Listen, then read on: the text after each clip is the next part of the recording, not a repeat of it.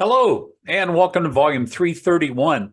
I'm Mark Graves, just a regular guy fighting prostate cancer, and I'm glad to have you along for the ride. Just a quick follow-up video. I know I haven't been on here in a while, but I got, last Wednesday, I'll start back before that. Last weekend, not this past weekend, but the weekend before that, I was not feeling well. Hadn't been feeling good for a week, just kind of off, tired all the time, sort of irritable things. I just weren't, peachy keen. And I was sleeping a lot. I was really tired all the time.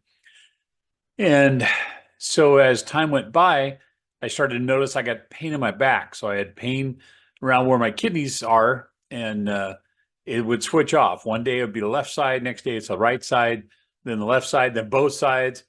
And then it was my middle back. So getting a lot of pain in my back. And I just kind of chalked it up to fatigue, which is a daily thing for me, combined with getting older and maybe just the normal things that people would do that would aggravate their backs, getting up, sitting down. Not to mention, I am pretty deconditioned. I haven't been to the gym in over a year. I have lost, almost 50 pounds now, but I have not been doing exercise, which I should. And I think I probably will, but at this point, haven't. So anyways, all that being said, did not feel good. And then last weekend came up and I just really, really felt like I was getting the flu. Started getting a lot of body aches, more joint pain than usual. And again, the fatigue and really being tired. And then on Wednesday, I got a fever. I had the chills uncontrollably, didn't feel good, didn't want to get out of bed. And I had so much going on that week. I had doctor's appointments I needed to get to. Wednesday was going to be my infusion of my Keytruda, my immunotherapy. And so I got up in the morning for that. So I got up maybe 5 o'clock in the morning, and man, this is not going to happen. So got on the phone, called my oncologist, and left a message and said, hey, not feeling well, not sure what's wrong, not going to make it. We're going to have to reschedule. And then, I don't know, I had something else scheduled that day too. No, it wasn't.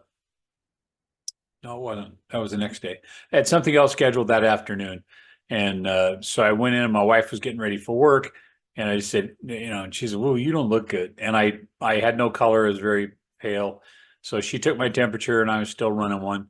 And I think it was a little over 100 degrees. And so anyways, she goes, well, what do you want to do? And my phone rang and it was my oncologist calling back. And, oh, I'm sorry. I'd also called my urologist, left a message with my urologist and said, hey, is there any chance I could get some antibiotics? I think I got a UTI. A friend of mine, Lee, had told me about these little test strips that you could buy. So I got some of those the night before and peed on those. And, it instantly went to showing that I did indeed have an infection. I always have affection, but this was an infection. And so left the message for them too. And then they called back and said, well, we can't really just give you the antibiotics. We need to see you. So they said, if you wouldn't mind, head down to the emergency room and we'll check you out, and then they'll give us a call.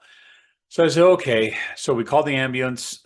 Kelly had to go to work and I was not feeling up to driving. I wasn't, didn't have the strength to do it. Didn't have the focus either. I'd been feeling kind of dizzy and lightheaded. My blood pressure had been pretty low and my pulse as well. So ambulance came, picked me up, took me down to Hoag, and I'll explain all of this just a second. Took me down to Hoag, and they went in, checked me out, and then did a urine culture, did a blood test, and did find out that I, in fact, had a UTI. So then they got a hold of my urologist and talked to the PA there, Ellie, and she said, yeah, just go ahead and give them an antibiotic, just an injection, not a 10-day course or anything like that. And we'll take it from there. Have them come and see me in a couple of days. So they did. They had already given me an IV. And so they gave me the injection and I got out of there.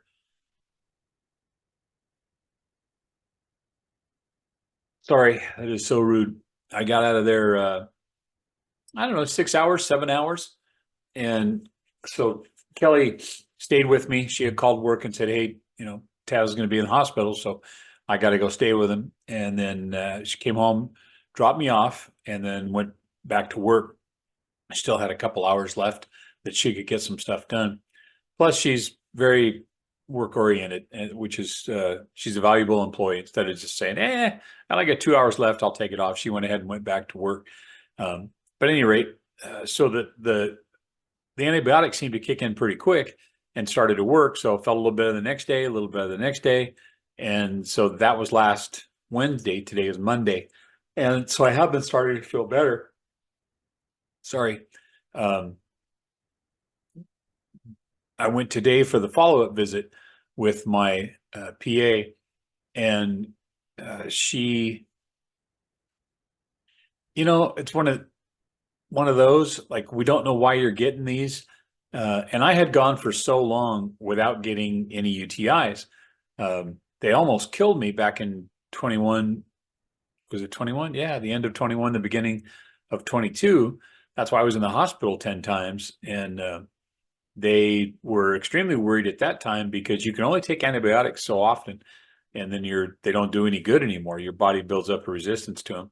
So the stuff they gave me this time around wasn't a long-term series. It was just a quick one, and it seemed to work.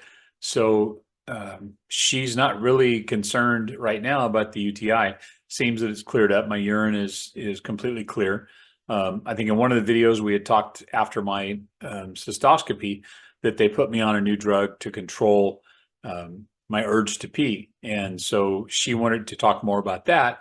And we did, and it seems to be working. I still have more than a normal urge to have to go, but it's not 10 minutes anymore, 20 minutes. So maybe it doubled how often I feel like I got to urinate. And that's when I don't have a bag on or my overnight bag or anything. So she wants me to focus on trying to clamp off during the day, keeping track of how many times I feel I got to urinate. I'm so sorry. And we'll give it, let's see, I got my tube changed out next Monday, and then I'm going to see her a month after that. And at that point, I'll have a better idea of how well I'm draining or not my bladder. And then we'll make some moves at that point to get the tube taken out. And I did express to her one of my concerns. Not that there's a finite date on this, but Kelly and I are going to Maui in July, and I would really like to be able to get in the water. I'd like to be able to snorkel, maybe do a little diving. You never know. Some stand-up paddleboarding or something. And if I could do it without that tube, it'd be fantastic. Because as clean as that water is, you never know. There's microbes swimming around everywhere. And the way that tube goes through my abdomen, it's not a perfect seal. So if there's enough pressure on the outside, water could seep through. But anyway, she said, okay, we'll try to figure that out. And then in the meantime, if it looks like it's not going to work out, she is looking into different forms of coverage for that. Waterproof, some way to waterproof cover the incision there, not incision, the stoma that's there. So we shall see. But as far as I said, I was going to explain the yawning and having trouble speaking. I have incredible dry mouth, and my throat, it feels like the Sahara in there. My tongue sticks to the roof of my mouth when I'm trying to talk. I've nearly choked to death a couple times trying to swallow food. I swear, I feel like a raccoon. I got to dip my food in water before I try to eat it. Anything that's not soupish, I'm having difficulty getting down. And unfortunately, she said that is the number one side effect of the medication that they have me on to control my urge to pee. So choices are learn to live with it, or we don't progress down that road of finding a way to get the tube out. So I am going to try to work around it. I'm staying so hydrated, it's not even funny. And this right now, believe it or not, I knew I was going to shoot the video. So I sat down here at my desk and I just got done making myself ice cream and it's gone. I mean, there's nothing left there. And for those of you who know that, I've changed the way I eat, it's not that kind of ice cream. This is just simple, heavy whipping cream, 5 egg yolks, salt, and a little bit of vanilla sometimes. So you throw it in my ice cream maker and it takes maybe 20, 25 minutes to turn into basically a ice cream that, well, you can let it go longer and it'll get harder, but it seems to be the best at about 25 minutes. And it's almost like a soft serve ice cream. And it's fantastic. Nobody else seems to like it, but I don't eat sugar or carbs anymore or processed foods. So to me, it tastes fantastic. And there's other things you can do to it as well. You can add a little honey to it if you like. You can add some allulose, stevia, those kind of things. I occasionally put vanilla bean in there, but it's great. I mean, it's delicious. So anyways, the whole point of having the ice cream was to try and freeze my neck a little bit so that I could talk. Because what it'll do now, because of the dry mouth, it extended down my throat as well, as it starts to dry out when I'm talking, and my voice disappears. And it's almost like I'm going through puberty again. It drives me nuts. So that's a side effect I got to find a way to deal with. Now it's starting to, because I've been using it, it's starting to dry out. The ice cream effect is wearing off, which means I've spoken too long. So I have to figure out a way around that, or just talk in smaller bursts, I guess. This is by far the longest conversation I've had today. So just want to give a shout out real quick to my daughter, Alyssa. She happened to call today, and we're pretty much kind of aligned with each other. We just get that vibe from each other that, hey, Papa could probably use a call. And she did. She called, and I was not having a good day. It was not a pity party day, but it was I'm just so tired of doing this. May is going to be 5 years that I've been fighting cancer, and it gets old. I gotta tell you, it gets old real quick. And it's one of those situations where, my friends sometimes think I'm blowing them off, but they forget I've got cancer. I don't look like I have cancer. Most of the time I don't act like I have cancer. So they forget about it, and I don't complain about the cancer. And I don't give everybody updates every moment. This channel is a whole different thing. There's a lot of my friends that don't watch this. They no interest, and I completely understand that. So for them, I got to update them on how I'm doing, and a lot of them don't want to talk about it. I have some lifelong friends that it's just not a conversation that they want to have, and that's fine. So today is just one of those days where you hit a wall, and you're just kind of like, man, I wish I was over this. I wish I was done. It just makes you angry is what it does. And it's not like scared, like I'm going to die type stuff. It's just angry because I remember how good life used to be physically, and it's not that now. And not a pity party, not weeping for myself, because I look at other people. I have friends that have cancer in their bones that are terminal. These guys aren't going to make it. And then, I look at me and I'm like, man, what have I got to complain about? Absolutely nothing. But it's still my personal hell to deal with. No, it's not as bad as other people, but I'm not other people, I'm me. So thanks, huge thanks to everybody that's been checking on me.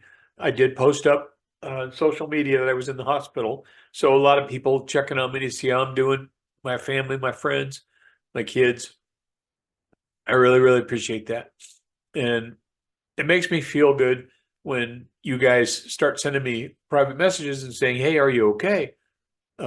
If I don't put a video up in a while. And I can't tell you how much of a help that is. And I love all of you guys. I thank you so much for watching these stupid videos and for being there for me. I appreciate it. I thank God every day for it.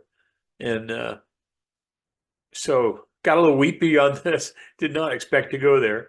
But thank you so much, everybody, for watching. Thank you for all the prayers and the positive thoughts, all the aloha, all the shaka, everything you guys sent my way. I hope that you feel it coming back, because everything you guys send my way, I send right back to you and more. I love you all, and I'll talk to you on the next video.